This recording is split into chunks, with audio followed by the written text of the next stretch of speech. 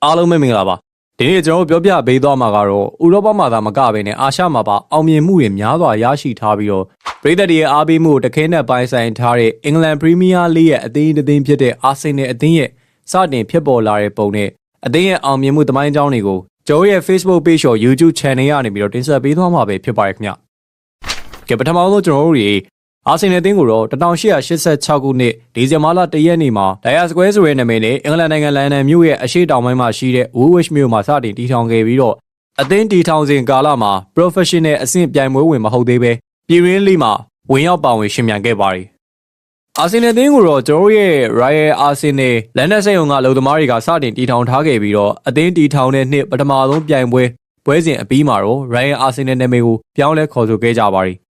အဲ့ဒီပွဲစဉ်ကိုတော့1886ခုနှစ်ဒီဇင်ဘာလ17ရက်နေ့မှာအေဇန်ဝမ်နာရာအသင်းနဲ့အာဆင်နယ်အသင်းတို့ရှင်ပြိုင်ကစားခဲ့ပြီးတော့အာဆင်နယ်အသင်းက6ဂိုးမရှိဆိုတဲ့ရလဒ်နဲ့နိုင်ရရှိခဲ့ပါတယ်။ကျွန်တော်အာဆင်နယ်ရိုင်ယာအသင်းနာမည်ကိုတော့1892ခုနှစ်မှာ Woolwich Arsenal နာမည်ဆိုပြီးတော့ပြောင်းလဲခေါ်ဆိုခဲ့ပြီးတော့1893ခုနှစ်မှာတော့ professional အဆင့်ပြိုင်ပွဲတွေမှာစတင်ဝင်ရောက်ရှင်ပြိုင်ကစားခဲ့ပါတယ်။1913ခုနှစ်မှာတော့ Woolwich Arsenal အသင်းကလန်ဒန်မြို့ကိုပြောင်းရွှေ့သွားခဲ့ပြီးတော့Highbury အားကစားကွင်းမှာအခြေစိုက်ခဲ့ပါတယ်။အဲဒီကာလနောက်ပိုင်းမှာ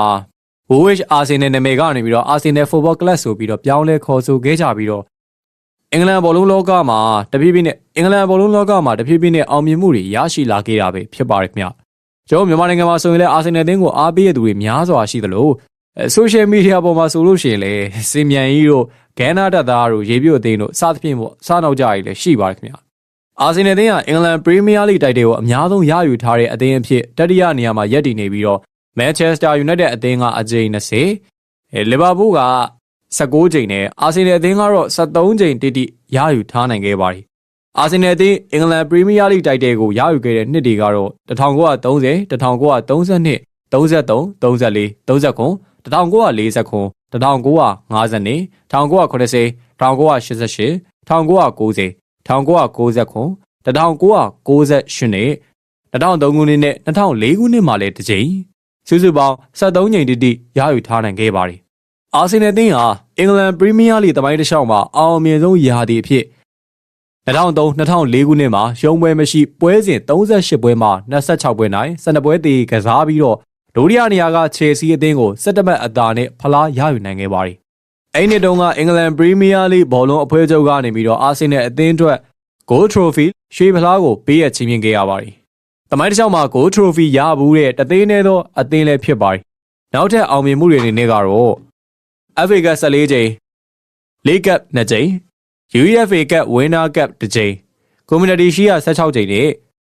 2006ခုနှစ်မှာ UEFA Champions League Final ကိုတက်ရောက်ခဲ့ပြီးတော့ဘာစီလိုနာအသင်းကို2ဂိုး1ဂိုးဆိုတဲ့ရလဒ်နဲ့ရှုံးနိမ့်ခဲ့ပြီးတော့ Champions League ဖလားကိုလက်လွတ်ခဲ့ရပါတယ်။အဲ့ဒီပွဲစဉ်မှာအာဆင်နယ်အတွက်အသွင်းဂိုးကိုကမ်ဘေက38မိနစ်မှာသွင်းယူပေးခဲ့ပြီးတော့ဘာစီလိုနာအတွက်အနိုင်ဂိုးတွေကိုတော့အီတိုနဲ့ဘယ်လက်တီယာ86မိနစ်နဲ့82မိနစ်မှာသွင်းယူပေးခဲ့တာဖြစ်ပါတယ်။အာဆင်နယ်အသင်း Community Shield ကိုနောက်ဆုံးရရှိခဲ့တဲ့2023ခုနှစ်မှာမန်စီးတီးအသင်းကိုတစ်ဖက်တစ်ဂိုးစီနဲ့တရေရလက်ထွက်ပေါ်ကဘယ်လက်တီအဆုံးဖြတ်မှာတော့အာဆင်နယ်အသင်းက4ဂိုး1ဂိုးဆိုတဲ့ရလက်နဲ့ Community Shield ကိုရယူခဲ့တာဖြစ်ပါတယ်။အာဆင်နယ်အသင်းရဲ့အောင်မြင်မှုသမိုင်းအကြောင်းတွေကိုပြောပြတဲ့အခါမှာကျွန်တော်အနေနဲ့နီးပြတွေနဲ့ကစားသမားတွေကိုလည်းမေးထားလို့တော့မရပါဘူး။အင်္ဂလန်ဘောလုံးလောကမှာအာဆင်နယ်အသင်းအတွက်ပထမဆုံးအောင်မြင်မှုလမ်းကြောင်းတွေပေါ်တင်ပေးခဲ့တဲ့သူကတော့နေပြဟာဘတ်ချန်မန်ပဲဖြစ်ပါတယ်။ WM Formation စနစ်ကိုစတင်မိတ်ဆက်ခဲ့တဲ့နီးပြတဦးဖြစ်ပြီးတော့1920ခုနှစ်နဲ့1930ခုနှစ်ဝန်းကျင်တွေမှာတွင်ကျဲစွာအသုံးပြုခဲ့ပါတယ်။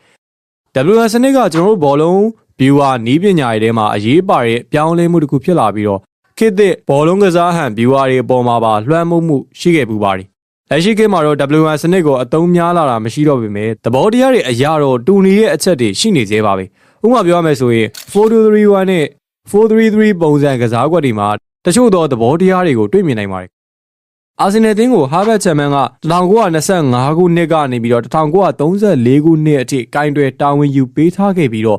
အသင်းအတွက်လည်းအောင်မြင်မှုများစွာရအောင်လို့စွမ်းဆောင်ပေးနိုင်ခဲ့ပါတယ်ခင်ဗျာ။ဒါကြောင့်ဟာဘတ်ကအာဆင်နယ်အသင်းကိုအောင်မြင်အောင်လုပ်ပေးခဲ့တဲ့နီးပြတယောက်လို့ပြောရင်လည်းမမှားပါဘူး။နောက်တစ်ယောက်ကကျတော့ကျွန်တော်လူတိုင်းချေရတဲ့အာဆင်နယ်အသင်းရဲ့နီးပြအတူဖြစ်တဲ့အာဆင်ဝင်းငါးပဲဖြစ်ပါတယ်။အာဆင်နယ်အသင်းလို့ပြောလိုက်တာနဲ့လူတော်တော်များများကအာဆင်ဝင်းငါ့ကိုပြေးမြင်မိကြမှာကျွန်တော်သိပါတယ်။အာဆင်နယ်အသင်းရဲ့အောင်မြင်မှုလမ်းကြောင်းမှာစူဖလားတွေရယူပေးခဲ့တယ်ဆိုရင်လေမမှားပါဘူး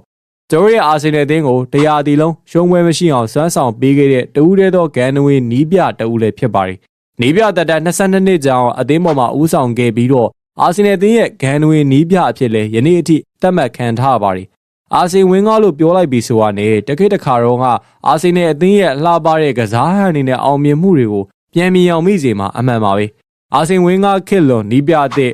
မိုက်ကယ်အာဒီတာကိုလည်းကျွန်တော်တို့မေးထားလို့မရပါဘူး။အရင်တုန်းကရှိခဲ့တဲ့နီးပြတွေရဲ့အောင်မြင်မှုကိုမမီဘူးဆိုပေမဲ့လေ